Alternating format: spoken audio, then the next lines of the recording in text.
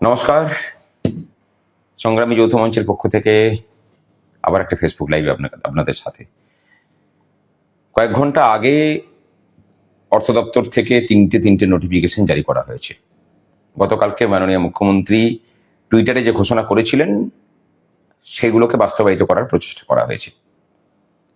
এখন এই সরকারটাকে তো 15 বছর ধরে আপনারা দেখছেন, মানে কাজে যা বলে, কথাই যা বলে, কাজে করে ঠিক উল্টো। গতকালকে যখন উনি বললেন যে এই সকলকে দেওয়া হবে, এই হবে, হ্যান হবে, ত্যান হবে, তারপরে বিভিন্ন রকম বিভ্রান্তি ছড়ালো। যদিও এত সহজে কোনো কিছু কিন্তু উনি করেন না। ওনার প্রথম থেকে যদি মোটিভটা দেখেন, প্রথম একদম 2009-এর কথাতে ফিরে যায়। যে সরকার তার কর্মচারীদের দিয়ে দিতে পারে না, তার তো ক্ষমতায় থাকার অধিকারই নেই। এদিকে বিদায় করুন, আমাকে নিয়ে আসুন, আমি আপনাদের সব মিটিয়ে দেবো।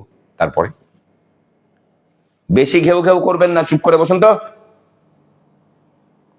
আর আমরা চুপ করে বসে রইলাম।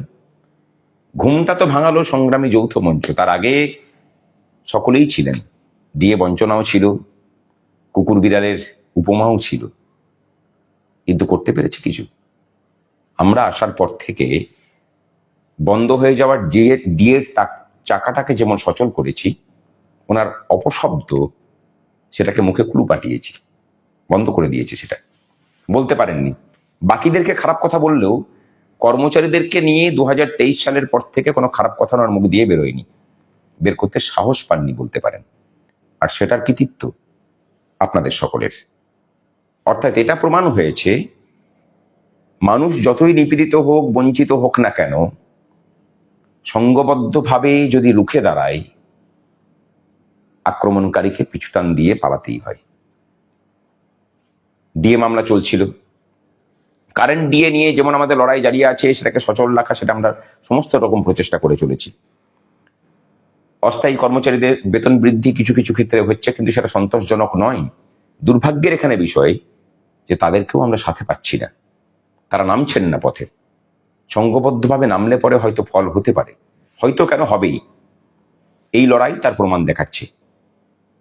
সংগ্রামী যৌথ মঞ্চ সহ সরকারি কর্মচারী পরিষদের সম্মিলিত প্রয়াস তাতে রং ধরছে।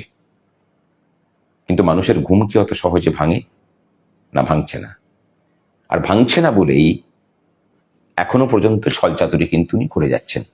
যে অর্ডারটা বেরিয়েছে, আমার প্রাথমিকভাবে মনে হয়েছে কোথাও না কোথাও দেখে এটাকে, যে সুপ্রিম কোর্টের যে নির্দেশিকা ছিল, সেই নির্দেশিকার উল্লঙ্ঘন অধিকাংশ ক্ষেত্রে করা হয়েছে। এবং এই মানসিকতাটা খুব প্রকট। আরে সুপ্রিম কোর্ট রাখতো, ওটা বাকি অংশের। এই পশ্চিমবঙ্গে আমি সুপ্রিম কোর্ট মানি না, এখানে আমি যা বলবো তাই হবে। আলাপন বাবুরা আছেন তো সুপ্রিম কোর্টের উপরে, হ্যাঁ, আপনারাই বসিয়ে রেখেছেন তাকে। এই রাজ্যের মানুষের এত আস্কারা না থাকলে পরে একজন শাসকের এতটা দুঃসাহস হয় না।